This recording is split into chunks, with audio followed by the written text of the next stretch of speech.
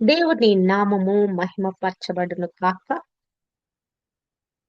Heavenly light ministries global prayer tower ఆత్మలో జరుగుతున్న ఉదయకాలపు స్తుతి ఆరాధన కూడిక మిమ్మల్ని అందరినీ ప్రేమపూర్వకంగా ఆహ్వానిస్తున్నాను.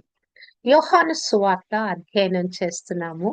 13వ అధ్యాయము. క్రీస్తు ప్రభు మరి ఆఖరి ఆ పస్కా ఆ, పండుగను మరి ఆ యొక్క శిష్యులతో కలిసి ఆయన ఆచరిస్తున్నాడు.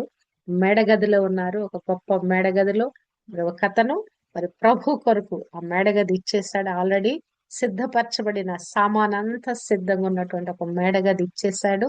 ఆ మేడగదిలో ఆయన తన 12 మంది శిష్యులతో కలిసి పస్కా బలిని మరి వారు భుజిస్తా ఉన్నారు. ఆ భోజిస్తున్న సందర్భంలో ప్రభు ఒక కొత్త వరవడిని మరి అక్కడ వారి మధ్య ప్రారంభించాడు. ఒకరి పాదాలు ఒకరు కడుక్కోవాలి, ఒకరినొకరు ఈ విధంగా గనపరుచుకోవాలి, ఒకరినొకరు ప్రేమించుకోవాలని చెప్తూ మరి ఇక ప్రముఖుడుగా ఉండేవాడు దాసుడుగా ఉండటం మొదట నేర్చుకుంటే ఆ తర్వాత ప్రముఖుడుగా మార్చబడతాడు. మీరు ఒకరిని ఒకరు ఈ విధంగా ప్రేమించాలి, ఒకరికొకరు ఇటు విధంగా తగ్గి జీవించాలనేది, తగ్గి జీవించటంలో ఎలాగున ఘనపరచబడతాం అనే విషయాలు ప్రభు వారికి బోధించాడు. తర్వాత యూదా ఇస్కరియోతు గురించి కూడా ప్రత్యేకంగా ప్రభు ఇక్కడ మాట్లాడుతున్నట్లుగా చూడగలము. మరి ఇక్కడ యోహాను శిష్యుడు, మరి శిష్యుడైన యోహాను కూడా ప్రభు ప్రేమించిన శిష్యుడుగా, మరి రొమ్మున ఆనుకున్న శిష్యుడుగా కూడా మనము ధ్యానించాము. ఇప్పుడు యూదా ఇస్కరియోతు చూస్తే గనక అతను మరి సాతాను యొక్క ఆలోచనల చేత నింపబడిన వాడై, ఆ ధనాపేక్షతో నింపబడి ధనమోసంలోకి వెళ్ళిపోయిన వాడై, మరి ప్రభువుని ఎప్పుడు పట్టిద్దాం అనేటువంటి ఆ తలంపుల్లోనే మునిగి ఉన్నాడు. ఎప్పుడైనా మీరు గమనించారా? ఏదైనటువంటి ఒక విషయం ఏదైనా మనం చేయాలనుకున్నప్పుడు అది మంచి గాని చెడు గాని మన తలంపు అంతా కూడా దానితో నిండిపోద్ది. ఇంకా ఏమి మనం వేరే చేద్దామన్నా కూడా మన మనసు మరి పదే పదే అక్కడికి వెళ్తది. దాని మీద చుట్టే తిరుగుతా ఉంటది. ఆ కార్యము సాధించబడేంత వరకు అది పాపం గాని లేకుంటే మంచి కార్యం కానీ అది జరిగేంత వరకు కూడా మన మనస్సు దాని మీదే గురి కలిగినట్లుగా ఉంటది. మరి నేను గమనించాను చాలా సార్లు ఏదైనా పొరపాటు చేయటానికి ప్రోత్సహించబడినప్పుడు కూడా ఆ తలంపు అనేది అటు విధంగా మరి వేధించబడటం, ఆ హాని చేయటం, ఆలోచనలు హాని చేయటం, మరి లేకుంటే ఒక కార్యం ఏదైనా తలపెట్టినప్పుడు దాని గురించిన ఆత్మ తీవ్రత కలిగి ప్రార్థించటం, ఊహించటం, ఆలోచించటం. అంటే ఏదైనా ఒక మానవుడు ఒకటి సాధించాలంటే చెడు గాని మంచి గాని ఈ తలంపులే, ఈ ఆలోచనలే, ఇదే మానవుని నడిపిస్తుంది. మానవుని మరి మరి ఆ డ్రైవ్ చేసే ఫోర్స్ ఏదైనా ఉంది అంటే గనక మన ఆలోచనలే. ఈ ఆలోచనలే మన జీవిత గమ్యాన్ని మరి ముందుకు తీసుకొని వెళతాయి. అది మంచి గాని చెడు గాని కీడు గాని మేలు గాని. ఇక్కడ ఇస్కరియోతు యూదా ఒక ఒరవడిలోకి వెళ్ళిపోయాడు. ఒక మరి ఒక కార్యం చేయాలని ఆయన హృదయంలో ఒక తలంపు పుట్టింది. ఎప్పుడు పుట్టింది? అక్కడ బేతనీయ మరియా మరి ప్రభు మని అభిషేకించిన దినము నుండి అతనిలో సాతాను ప్రవేశించాడు. 300 దేనారాలు కలిగిన ఈ అత్తరును ఇట్టి విధంగా పాడు చేస్తారా, అమ్మి బీదలకు ఇవ్వచ్చు కదా అని కపట నటన మాటలు మాట్లాడినప్పటి నుండి అతని హృదయంలో ఎలాగున డబ్బు సంపాదించాలి, ఇంకా ఇంకా డబ్బు సంపాదన ఎలా చేయాలని ఆలోచన తీవ్రతరం అయిపోయింది. దుష్టుడు అతను ఆ లోపల ఒక ఆలోచన పుట్టించాడు. నీ గురువుని తీసుకెళ్లి అమ్మి వేసేయి, ప్రధాన యాజకులకు అమ్మి వేసి, ఎందుకంటే వాళ్ళు చేజిక్కించుకోలేకపోతున్నారు, ఆయన మీద ఏ నేరం చూపించలేకపోతున్నారు, ఆయన మాటల్లో చిక్కించలేకపోతున్నారు, బంట్రోతుల పప్పు కూడా పట్టుకోలేకపోతున్నారు. ఆయన కొట్టి చంపుదామన్నా, రాళ్లతో కొట్టి చంపుదామన్నా ఆయన దాగి ఉండి దాటి వెళ్ళిపోతా ఉన్నాడు. ఎన్ని విధాలుగా ప్రయత్నించినా మరి మా వల్ల కావటం లేదని వాళ్ళు అనుకుంటున్న స్థితిలో ఇతను వెళ్ళి అగ్నికి ఆజ్యం పోసినట్టుగా మరి వెళ్ళి వారికి సహాయపడుతున్నారు. వారు కూడా కుట్ర ఆలోచనలు చేస్తా ఉన్నారు. మరి వారికి సహాయకారుడుగా యూదా ఇస్కరియోతు కూడా ఉన్నట్లుగా మనము చూడగలము. ఈ విషయాలన్నీ ప్రభు మాట్లాడుతూ మాట్లాడుతూ ఇక్కడ 26వ వచనం వరకు మనం నిన్న ధ్యానించాము.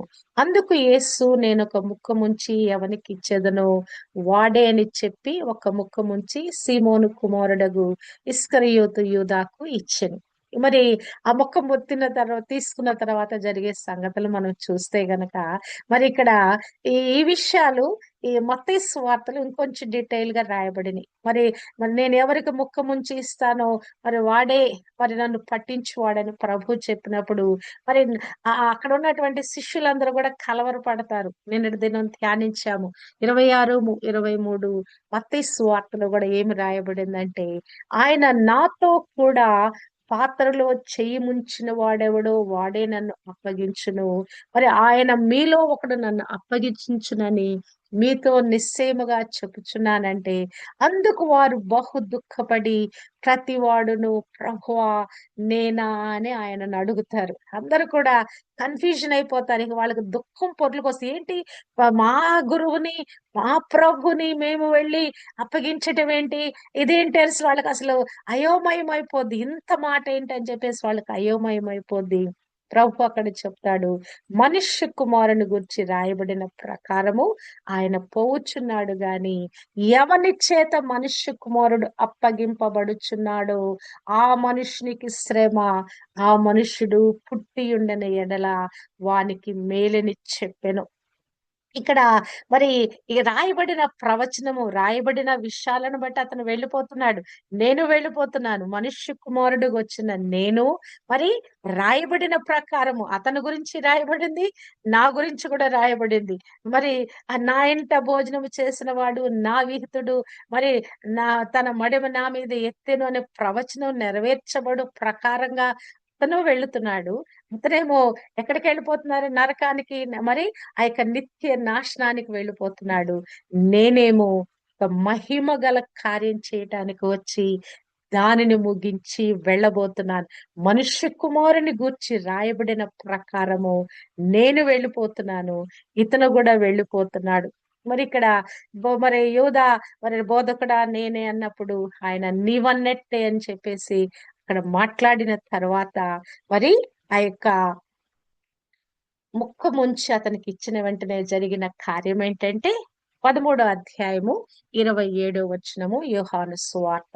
వాడు ఆ ముక్క పుచ్చుకొనగానే సాతాను వానిలో ప్రవేశించెను. యేసు నీవు చేయనది త్వరగా చేయమని వానితో చెప్పగా, ఇక్కడ చూచినట్లయితే అసలు ఆ ముక్క తీసుకొని నోట్లో పెట్టుకోగానే ఇక సాతాను వానిలో ప్రవేశించి ఆల్రెడీ సాతాను ఆలోచన చేత నింపబడ్డాడు. ఇప్పుడు డైరెక్ట్ గా సాతానే అతనిలో ప్రవేశించింది. అంటే ఇక అతను అక్కడ ఒక క్షణం కూడా నిలబడలేని స్థితికి వెళ్ళిపోయాడు. కంప్లీట్ గా సాతాను చేత వశపరచబడ్డాడు కదా. దయ్యం పట్టిన వాళ్ళు, ఈ అపవాది చేత పీడింపబడే వాళ్ళు ఏమైపోతారు? వారి వశానికి వెళ్ళిపోతారు. వాడు ఎట్లా ఆడిస్తే వాళ్ళు అట్లా ఆడుతా ఉంటారు కదా. మరి ఒకసారి మూర్ఛల వ్యాధి కలిగిన తండ్రి వచ్చి ప్రభు దగ్గర మాట్లాడినప్పుడు, అయ్యా వాడిని కొన్నిసార్లు అగ్నిలోకి తీసుకెళ్తది, నీళ్ళలో పడేయటానికి తీసుకొని వెళ్తది. అంటే మనిషి ప్రమేయం లేకుండానే ఆ దురాత్మ వాడిని నడిపిస్తుంది అన్నమాట కదా. మనం ఎలా నడిపించబడుతున్నాం? దేవుని ఆత్మ ద్వారా, దేవుని ఆలోచన ద్వారా మనం నడిపించబడతాం. కానీ దురాత్మ పట్టిన వాడు కంప్లీట్ గా వాడు వశమైపోతాడు. ఇక వాడు మామూలుగా వాడి స్వాధీనంలో ఉండడు. అట్టి విధంగా ఇక్కడ మరి యొక్క యూదా ఇస్కరియోతు కూడా సాతానుతో నింపబడ్డాడట.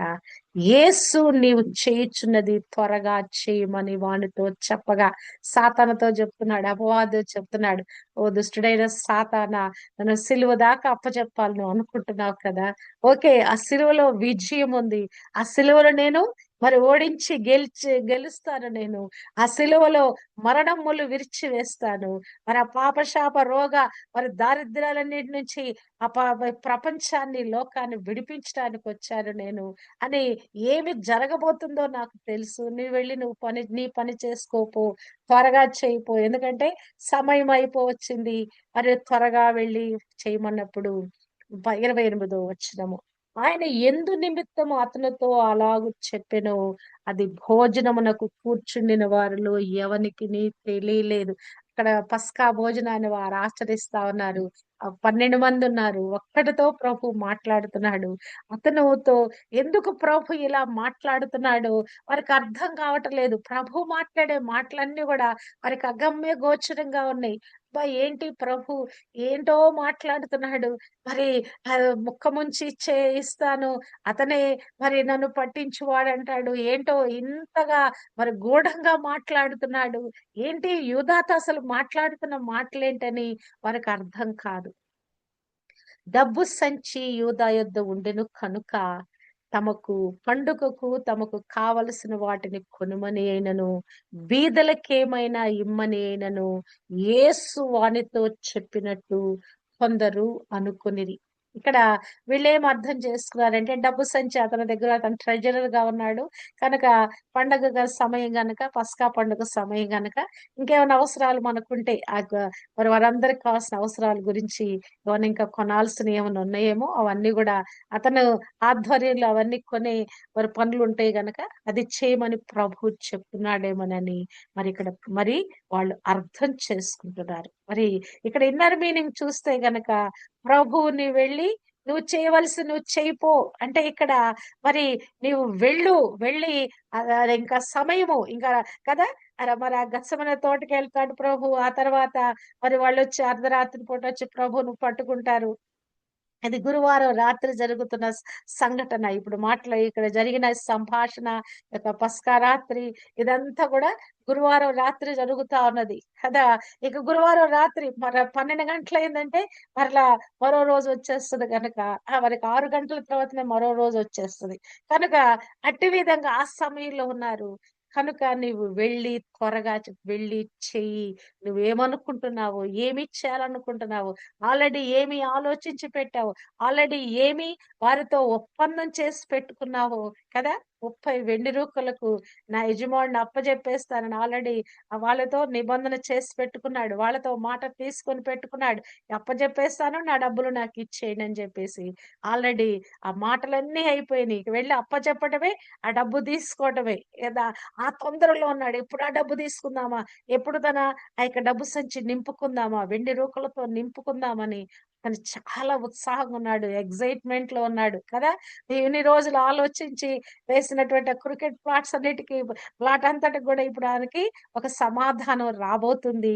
ఒక దానికి సంబంధించిన ఒక మూల్యం ఆయన పొందుకోబోతున్నాడు కదా! మరి మానవుడు ఈ యొక్క పాపపు మూటను సంపాదించుకోవటానికి ఎంత ప్రయాసపడతాడండి. మంచి కార్యాలు చేయటానికి అంత త్వరపడరు గాని, చెడు కార్యాలు చేయటానికి ఎంత త్వరపడతారో చూడండి. కదా! ఇతను కూడా ఎంతో ఆతృత చెందుతున్నాడు. వెళ్ళాలి, వాడికి అప్పచెప్పేయాలి. ఆ డబ్బు తీసుకోవాలి. ఆ డబ్బు నా సంచిలో వేసుకొని దాన్ని చూసి నేను మురిసిపోవాలి కదా! ఈ యొక్క ధనం గురించి కూడా మనుషులకి ఇదొక తపనలాగా ఆ డబ్బు చూసుకొని మురిసిపోతారంట. కట్టల కట్టల డబ్బులు చూసి మురిసిపోతారంట. వెండి, బంగారాలు చూసుకుంటూ కదా! మరి నేత్రాశ, శరీరాశ, జీవోపడమ్మము అని రాయబడిన మాటల్లో మానవుని యొక్క బలహీనత ఫస్ట్ ఎక్కడుంటదంటే ఈ కంటి చూపులో ఉంటది. ఈ కంటికి కనిపించే ఈ మెటీరియల్ థింగ్స్ అన్నిటి గూడా వీటి మీద మానవులకి ఎక్కువ దృష్టి ఉంటదండి. కదా! ఎంత డబ్బు సంపాదించాలి? ఎలాగున ఆ యొక్క పత్రాలు, ఆ యొక్క పొజిషన్స్‌కి సంబంధించిన పత్రాలు కదా! వాటిని చూసుకొని మరి మరి ఆ కార్లు, బంగళాలు వాటికి సంబంధించిన ఆస్తి వాటంతటిని చూసుకున్నట వారి హృదయం చాలా ఉప్పొంగిపోద్దంట. చాలా అంటే చాలా అసలు ఎక్సైట్ అయిపోతారంట. వాటన్నిటిని చూసుకొని వారికున్నటువంటి ఆ బంగారము, ఆ నగలు వాటన్నిటిని చూచుకొని వారు చాలా ఎక్సైట్ అయిపోతారంట. ఇక్కడ గూడా ఈ వెండి రూకలనేవి అతనికి ఎలా ఉన్నాయంటే, ఒక తళతళలాడుతా ఉన్నాయి. ఆ వెండి మరి స్వచ్ఛమైన ఎండ ఎలా ఉంటదంటే తళతళలాడుతా ఉంటది కదా! మరి దాన్ని అతను పొందుకోవాలని ఎంతగానో ఆతృతలో ఉన్నాడు. దానిని తన సంచిలో వేసుకొని అబ్బా! ఇంత మూట నేను సంపాదించాను కదా! అని ఒక మరి ఏదో పెద్ద సాధించిన వాడిలాగా అతను చాలా ఫీల్ అయిపోతున్నాడు. కానీ దానివల్ల ఏమైపోతుంది? అతను పుట్టియుండని ఎడల అతనికి మేలు. ఇది ఈ యొక్క చెడు కార్యము, కీడు కార్యము చేయుటకు అతను నియమించబడ్డాడు కదా. నియమించబడిన అతను దాని ప్రకారంగా పోతున్నాడు. మనుష్య కుమారుడు తన ప్రకారంగా పోతున్నాడు. మరి ఈ యొక్క యూదా కూడా తన ప్రకారంగా తను పోతా ఉన్నాడు. కనుక ఇక్కడ ప్రభు వారితో మాట్లాడుతున్నాడు. ఏమని చెప్తా ఉన్నాడు? సాతాను అతనిలో ప్రవేశించగానే, మరి నువ్వు వెళ్ళు, నువ్వు త్వరగా వెళ్ళి ఆ పని చేసేయి కదా. ఇంకా సమయం వ్యర్థపరచొద్దు. ఇంకా సమయం అయిపోయింది. ఇక గెత్సేమనే తోటలోకి వెళ్ళి నేను ప్రార్థన చేయాలి. ప్రార్థన అయిన వెంటనే నువ్వు వచ్చి నన్ను మరి వాళ్ళకి పట్టిస్తావు. ఇంకా సమయం అయిపోయింది గనక నీవు చేయుచున్నది త్వరగా చేయమని వానితో చెప్పెను. వాడు ఆ ముక్క పుచ్చుకొని వెంటనే బయటికి వెళ్ళెను. అప్పుడు రాత్రి వేళ కదా. సాయంకాలం సప్పర్ చేస్తా ఉన్నారు వాళ్ళు. ఆ డిన్నర్ సమయంలో ఉన్నారు. అది రాత్రి వేళట. ఇక్కడ రాత్రి వేళ అని రాయబడిన ఈ మాట మనం చూస్తే గనక, అంటే చీకటి సంధ్యవేళ చీకటి పడుతున్న సమయం అది. ఆ సమయంలో మరి అంటే ప్రపంచాన్ని చీకటి కమ్మబోతుంది అని ప్రభు యొక్క ఉద్దేశమైనది అక్కడ కదా. ఈ యొక్క లోకం యావత్తుని కూడా చీకటి కమ్మబోతుంది. మరి లోకం మీదకి ఆయన గొప్ప గాఢాంధకారపు చీకటి అలుముకోబోతుందని ప్రభు ఇక్కడ ఈ మాట చెప్తున్నట్లుగా మనం అర్థం చేసుకోవచ్చు కదా. ప్రభు సిలువ వేసినప్పుడు ఆ 12 గంటల నుంచి 3 గంటల వరకంట అసలు గాఢాంధకారమైన చీకటి అయిపోయిందంటండి లోకం మొత్తం మీదికి. మరి ఆ దినము ప్రభు ఆ ఆ సిలువలో మరి ఆయన బలియాగమై ప్రాణం పెట్టిన దినము ఈ ప్రపంచం మొత్తం మీదికి గాఢాంధకారము, మరి చిమ్మ చీకటి కమ్ముకుందంట. మన భారతదేశంలో మన గృహాల్లో మనం ఇప్పుడున్నాం. కానీ ఆ దినము 2025 సంవత్సరాల క్రితం భారతదేశంలో నివసించిన వారి మీద కూడా ఆ చీకటి కమ్మిందండి. ప్రపంచంలో ఉన్నటువంటి ప్రతి దేశంలో ఉన్న ప్రతి ప్రజలు నివసిస్తున్న ఆ యొక్క ప్రదేశంలో ఆ చీకటి కమ్మింది. రాత్రి వేళ అక్కడ నుంచి చీకటి ప్రారంభించబడింది. చీకటి గడియ ప్రారంభించబడింది. మనిషి కుమారుణ్ణి మరి అక్కడ మరి సిలువకి ఎక్కించేటువంటి ఆ ప్రక్రియ స్టార్ట్ అవుతుంది. రాత్రి కాలము చీకటి గడియగా మార్చబడింది. హల్లెలూయా. ప్రభు ఎవరై ఉన్నారండి? 1000 సూర్యుల తేజము కలిగిన వాడు. ఆయన వెలుగుగా వచ్చిన వాడు. చీకట్లోనూ మరణ ఛాయలో ఉన్న వారికి వెలుగు ఇవ్వటానికి వచ్చిన వాడు. యెషయా 9:2 ప్రకారంగా, యోహాను సువార్త 1:5 ప్రకారంగా నేను లోకమునకు వెలుగై ఉన్నానని 8:12లో చెప్పినట్లుగా ఆయన వెలుగు అయి ఉన్నాడు. ఇప్పుడు ఏమైపోయింది? ఇప్పుడు ఆయన యొక్క వెలుగు సమయము పక్కన పెట్టబడింది. కొద్ది సమయము చీకటికి, సాతానికి అప్పచెప్పబడిందండి. ఇక్కడ మానవుని జీవితం అంటే మన జీవితం కూడా మనం చూస్తే గనక కొన్నిసార్లు చీకటి ఆవరించినట్లుగా మన జీవితాల్లో ఉంటదండి. మరి మరి మనం గమనించి చూస్తే ఎందుకు ఈ కష్టాలు, ఎందుకు ఈ కన్నీరు అంటే గనక కొంత చీకటి, కొంత ఆ యొక్క శ్రమకు సంబంధించిన చీకటి మన జీవితాల్లో మనం అనుభవించి తీరాల్సిందే. ఆ ఆ అది వెళ్ళకపోతే ఆ చీకటి లోయ గుండా, ఆ గాఢాంధకారపు లోయ గుండా మనం వెళ్ళకపోతే మన యొక్క ఈ ఆత్మీయ జీవితంలో ఈ పరీక్షలో మనం నెగ్గలేమండి. ఆ చీకటి పోరాటం అనేది మన జీవితంలో తప్పనిసరిగా ఉంటది. దానిలో మనము ఇక్కడ ఆ చీకటి పోరాటంలో మనము అలసిపోకుండా, ఓడిపోకుండా, విశ్వాసంలో వెనక్కి తగ్గకుండా మనం పోరాటం చేయటం నేర్చుకోవాలి. గాఢాంధకారపు చీకటిలో నేను వెళ్ళినను, ఇక్కడ భక్తుడు చెప్పిన విధంగా నీ దుడ్డు కర్ర, నీ దండము నాకు తోడుగుంటాయి అంటే నిశ్చయముగా చీకటి మన జీవితాలను ఆవరిస్తది. దేవుని యొక్క కృప కూడా మనల్ని ఆవరిస్తదండి. విడిచిపెట్టాడు ప్రభు, అక్కడ కూడా మనల్ని విడిచిపెట్టాడు కానీ ఆ చీకటి మన జీవితాల మీదకి అనుమతిస్తాడు. సాతాను యొక్క ప్రభావము మన జీవితాల మీదకి అనుమతిస్తాడు. వాడు మనల్ని శోధించడానికి ప్రభు అనుమతిస్తాడు. ఎందుకు?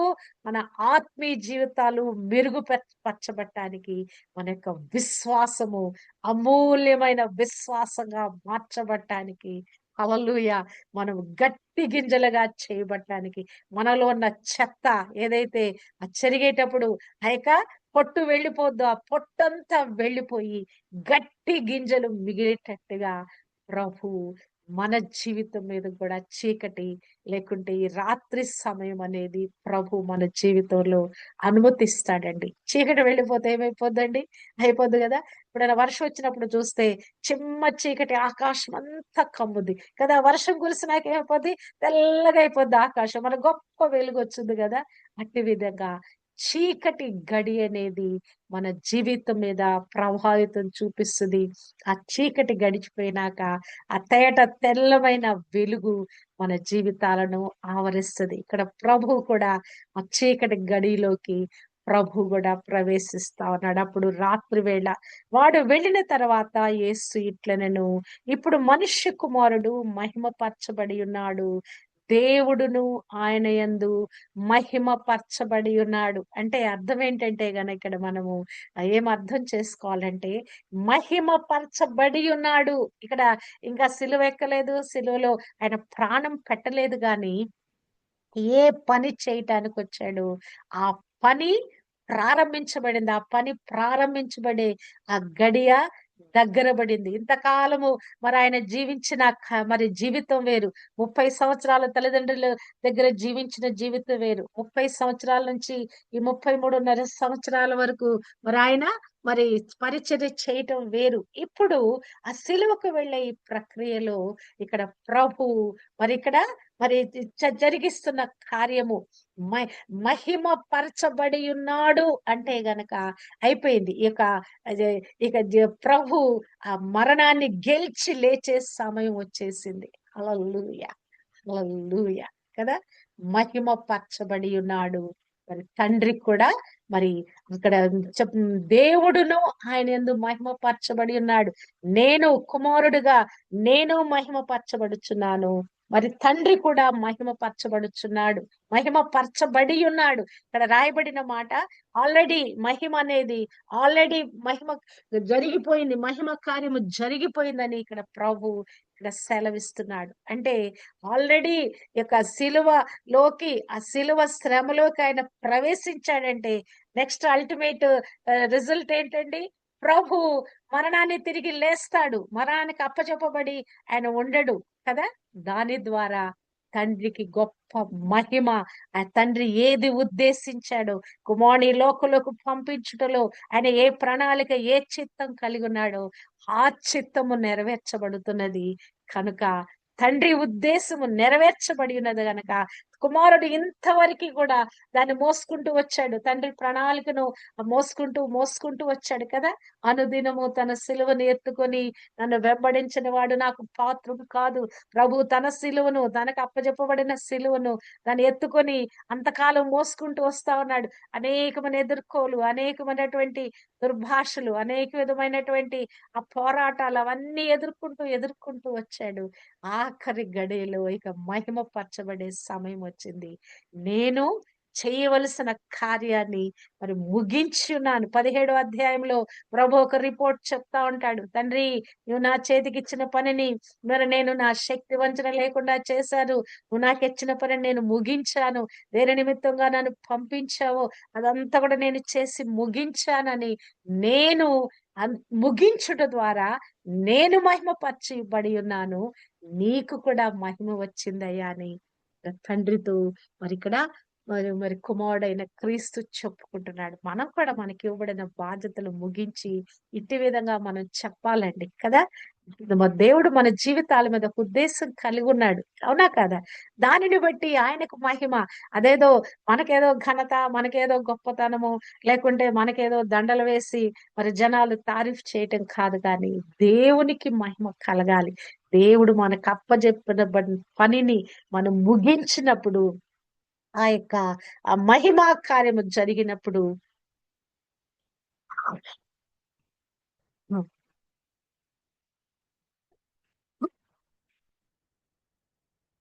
దేవుడు మహిమపరచబడతాడు. అందును బట్టి మనము కూడా మహిమపరచబడతాము. ఇక్కడ ప్రభు మరి చేస్తున్న ఈ మహిమాన్వితమైన కార్యము ముగింపుకొచ్చింది. మహిమపరచబడిన ఆ స్థితికి చేరుకున్నది. హల్లెలూయా. దేవుడు ఆయన యందు మహిమపరచబడిన ఎడల దేవుడు తన యందు ఆయనను మహిమపరచును. వెంటనే ఆయనను మహిమపరచును. అబ్బా! చూడండి, ఇక్కడ దానికి వివరణ కూడా ఇస్తున్నాడు. మహిమపరచబడి ఉన్నాను, మహిమపరచబడి తండ్రి కూడా మహిమపరచబడి ఉన్నాడు అనే దానికి ఇక్కడ మరి ఇక్కడ ప్రభు ఇక్కడ వివరణ ఇస్తా ఉన్నాడు. ఎలా నేను మహిమపరచబడ్డాను, తండ్రి ఆయన మహిమపరచబడి ఉన్నాడు, నేను కూడా మహిమపరచబడి ఉన్నానంటే ఇక్కడ అర్థం చేపిస్తున్నాడు. దేవుడు తన యందు ఆయనను మహిమపరచును, వెంటనే ఆయనను మహిమపరచును కదా. మరి వెంటనే మహిమపరచునంటే ఇక ఆయన పాతాళములో విడిచిపెట్టబడడు. మరి యొక్క కీర్తనల గ్రంథము 16వ అధ్యాయంలో రాయబడినట్లుగా నీవు నా పరిశుద్ధుని కుళ్ళు పట్టనీవు, అక్కడ రాయబడిన మాట 16వ అధ్యాయములో నీ పరిశుద్ధుని, ఎందుకనగా నీవు నా ఆత్మను పాతాళములో విడిచిపెట్టవు, నీ పరిశుద్ధుని కుళ్ళు పట్టనీయవు. అదే మాటలు మరి అపోస్తుల కార్యము 2:31 పేతురు కూడా ఉటంకిస్తాడు. క్రీస్తు పాతాళములో విడువబడలేదనియు, ఆయన శరీరము కుళ్ళిపోలేదనియు దావీదు ముందుగా తెలుసుకొని ఆయన పునరుద్ధానమును గూర్చి చెప్పెను. హల్లెలూయా. ఇక్కడ ప్రభు మహిమపరచబడి ఉన్నాడు. దేవుడు తన యందు ఆయనను మహిమపరచును, వెంటనే ఆయనను మహిమపరచును అంటే వెంటనే ఇక ఆయన పాతాళంలో విడిచిపెట్టబడడు, ఆయన శరీరము కుళ్ళిపోదు కదా. చూడటానికి కంప్లీట్ గా మరి అది శరీరం అంతా ఛిద్రమైపోయింది, కానీ ఆ ఛిద్రమైన శరీరము మహిమా శరీరముగా మార్చబడింది. రక్త మాంసాలు కలిగిన శరీరంగా కూడా మార్చబడింది. ప్రభు మరలా మరి అదే తిరిగి లేచిన తర్వాత శిష్యులు దర్శిస్తాడు. దర్శిస్తే వాళ్ళు భయపడతారు. అమ్మో భూతమేంటో అంటే ప్రభు అంటాడు, చూడండి నా కాళ్ళు చేతులు చూడండి. మరి భూతానికి ఆ కాళ్ళు ఉండవు కదా, చేతులు ఉండవు కదా, అది ఆకారంగా ఉంటది కదా, దాన్ని పట్టుకొని చూడండి అని ప్రభు వారిని తన చేతులు కాళ్ళు చూపిస్తాడు. అవునా కాదా? అంటే ఆయన వెంటనే ఆయన మహిమపరచబడ్డాడు. అంటే ఆత్మస్వరూపుడుగా చేయబడతాడు. తిరిగి ఆయన శరీరాకారంలో కూడా కనపడతాడు. వెంటనే ఆయనను మహిమపరచును. దేవుడు ఆయన యందు మహిమపరచబడిన ఎడల వా హల్లెలూయా. దేవుడు ఆయన యందు మహిమపరచబడిన ఎడల, దేవుడు నీ యందు మహిమపరచబడిన ఎడల, నా యందు మహిమపరచబడిన ఎడల వెంటనే ఆయనను మహిమపరచును. హల్లెలూయా. నిజంగానే ప్రభు మన జీవితాలని ఒక గ్లోరియస్ స్టేటస్ లోకి తీసుకుని వెళ్తున్నాడండి. ప్రభు మహిమాన్వితమైన కార్యము ఆ శిలువలో బలియాగమై ఆయన చేశాడు. నీవు నేను ఏమి లేదు, ఆయన విశ్వసించుట ద్వారా, ఆయన చెప్పిన విధంగా ఆయనలో నడుచుట ద్వారా, ఆయన వాక్యాన్ని మనం పఠించి ధ్యానించి మన లోపలికి తీసుకున్నట ద్వారా, మనకిచ్చిన అభిషేకములో ఇట్టి విధంగా ఆయన వాక్యాన్ని ప్రచురించుట ద్వారా, ఇట్టి విధంగా ఏం చేయబడుతున్నాం మనం, ఆయన ద్వారా మహిమపరచబడుతున్నాం. వెంటనే ఆయనను మహిమపరచును. దేవుడు తన యందు ఆయనను మహిమపరచును. దేవుడు మహిమపరచబడితే, దేవుడు ఆయన యందు మహిమపరచబడిన ఎడల దేవుడు తన యందు ఆయనను మహిమపరచును. హల్లెలూయా కదా. ఒకటి మనం చేస్తే, దేవుని కొరకైన కార్యాలు మనము చేస్తే దేవుడు మహిమపరచబడతాడు. అందును బట్టి మనకు కూడా మహిమ కలుగుతున్నట్లుగా ఇక్కడ మనము చూడగలము. మనం జీవించే జీవితము, మన యొక్క గురి ఏముండాలంటే కేవలం దేవునికే మహిమ రావాలి. భోజనము చేసినా, పానము చేసినా, మరేమి చేసినా దేవుని మహిమ కొరకే మీరు చేయుడి. మరి పౌలు భక్తుడు ఇచ్చిన హెచ్చరిక, అసలు మనం ఏం చేసినా ఆయనకు మహిమ రావాలి. అది ఏ పని చేయి, మనము మరి నిలబడి 2 మాటలు ప్రకటించు, ఎదుటివారి గురించి ప్రార్థన చెయ్యి, మరి దేవుని నామంలో పాటలు పాడు, ఆయన స్తుతించి ఆరాధించు. అసలు ఏమి చేసినా ఆయన ఆయన కొరకు నువ్వు జీవించే జీవితంలో నువ్వు చేసే చిన్న చిన్న వాటిని బట్టి కూడా ఆయనకు మహిమ రావాలి కదా. స్తుతులు చెల్లించేటప్పుడు ఎంత గంభీరంగా స్తుతులు చెల్లిస్తాం మనం కదా. అంత గొప్ప దేవుడు అయ్యా, ఎంత మహిమా కార్యాలు చేశావయ్యా, వా ఎంత ఘనమైన దేవుడు అయ్యా, అవునా కదా? ఆకాశ మహాకాశాలు పట్టజారి కదా. ఇట్టి విధంగా ఆయన మనం గ్లోరిఫై చేస్తూ, ఆయన మహిమ పరుస్తూ, ఆయన ఘనపరుస్తూ, ఆయన కీర్తిస్తూ కదా, గొప్ప చేస్తూ మనము ప్రభుని స్తుతిస్తాము, ఆరాధిస్తాము, ఆయన నామాన్ని గొప్ప చేస్తాము, మహిమ పరుస్తాము. దేవుడు ఊరుకుంటాడా? తిరిగి ఆయన మన జీవితాలను ఆ గ్లోరియస్ స్టేటస్ లోకి తీసుకుని వెళ్తున్నాడు. మన జీవితాలను ఆయన మహిమ పరుస్తున్నాడు. కుమారుడైన క్రీస్తు తండ్రిని మహిమపరిచి ఉన్నాడు.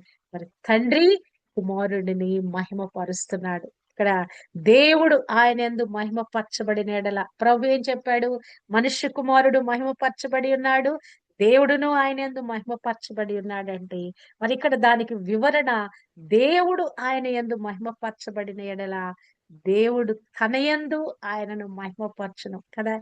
ఇద్దరు మమేకమై ఉన్నారండి. ఒకరి ద్వారా ఒకరికి మహిమ. కుమారుడు చేసిన కార్యాల ద్వారా తండ్రికి మహిమ. తండ్రి పంపించిన కార్యాన్ని కుమారుడు ముగిస్తాడని ఒక విశ్వాసంతో కుమారుడిని పంపించుట ద్వారా మరి తండ్రి మహిమపరచబడుతున్నాడు. హల్లెలూయా. నేను కూడా ఈ లోకంలో ఒక ఉద్దేశంతో ఈ లోకానికి వచ్చాము. ఒక ఉద్దేశంతో మనం పంపబడ్డాము. ఈ ఉద్దేశాన్ని మనం నెరవేర్చిన యెడల తండ్రి మహిమపరచబడతాడు. ఆయన పంపిన కార్యం మనం సఫలం చేసిన యెడల ఆ మహిమలో పాలు మనం కూడా పొందుకుంటున్నాము. మహిమకు మనం కూడా మహిమ పరచబడనై ఉన్నాం. హల్లెలూయా. ఈ మహిమాన్వితమైన జీవితాన్ని మనమందరం పొందుకొని ఈ మహిమలో, ఈ గ్లోరియస్ స్టేటస్ లో మనం అందరం కూడా నింపబడటానికి దేవుడు తన కృప మనకు అనుగ్రహింప చేయును కాక. ఆమేన్.